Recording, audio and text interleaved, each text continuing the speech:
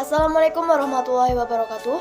Perkenalkan, nama saya Livia Rahmawati dari kelas 11 MIPA 4. Di sini saya akan menyampaikan materi mengenai beriman kepada kitab-kitab Allah Subhanahu wa taala. Apa itu beriman kepada kitab-kitab Allah Subhanahu wa taala? Beriman kepada kitab Allah artinya meyakini sepenuh hati bahwa Allah telah menurunkan kitabnya kepada nabi dan rasulnya yang berisi wahyu untuk disampaikan kepada umat manusia. Di dalam Al-Quran disebutkan bahwa ada 4 kitab yang diturunkan oleh Allah Subhanahu wa taala.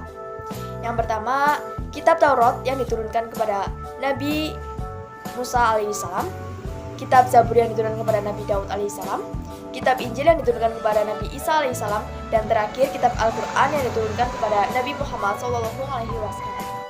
Yang pertama, kitab Taurat. Kata Taurat berasal dari bahasa Ibrani Torah yang artinya instruksi. Kitab Taurat merupakan salah satu kitab suci yang diwahyukan Allah Subhanahu wa taala kepada Nabi Musa alaihissalam. Kitab Taurat merupakan petunjuk dan bimbingan bagi Bani Israel. Isi pokok kitab Taurat dikenal dengan 10 hukum, 10 commandments atau 10 firman. 10 hukum tersebut diterima oleh Nabi Musa alaihissalam di atas Bukit Tur Sinai atau Gunung Sinai. 10 hukum tersebut berisi asas-asas keyakinan atau akidah dan asas-asas kebaktian atau syariah. Yang kedua, kitab Zabur. Dalam bahasa Ibrani, istilah Zabur berasal dari kata zimra yang berarti lagu atau musik. Kitab Zabur merupakan salah satu kitab suci yang diturunkan Allah Subhanahu wa taala kepada kaum Bani Israel melalui utusannya yang bernama Nabi Daud alaihissalam. Secara garis besar, nyanyian rohani yang disenandungkan oleh Nabi Daud alaihissalam dalam kitab Zabur terdiri dari 5 macam. Yang pertama, nyanyian untuk memuji Tuhan. Yang kedua, nyanyian perorangan sebagai ucapan syukur. Yang ketiga, ratapan-ratapan jamaah. Yang keempat, ratapan dan doa individu. Yang kelima, nyanyian untuk raja. Yang ketiga, kitab Injil. Kitab Injil merupakan kitab yang diwahyukan Allah Subhanahu wa taala kepada Nabi Isa alaihissalam.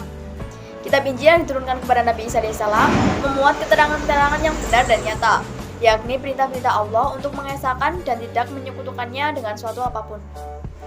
Kitab Injil diturunkan kepada Nabi Isa alaihissalam sebagai petunjuk dan cahaya penerang bagi umat manusia. Nabi Isa alaihissalam diutus untuk mengajarkan ajaran tauhid kepada umat dan pengikutnya. Ajaran tauhid yang dimasukkan di sini yaitu untuk mengesahkan Allah dan tidak menyekutukannya dengan suatu apapun. Yang keempat, kitab Al-Quran.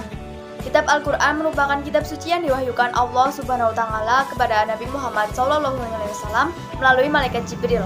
Al-Quran diturunkan tidak secara langsung, akan tetapi secara berangsur-angsur. Al-Quran diturunkan kurang lebih selama 23 tahun, atau tepatnya selama 22 tahun, 2 bulan, 22 hari. Lalu keistimewaan Al-Quran. Keistimewaan kitab suci Al-Quran adalah sebagai berikut. Yang pertama, sebagai petunjuk dan rahmat bagi orang-orang yang beriman dan bertakwa.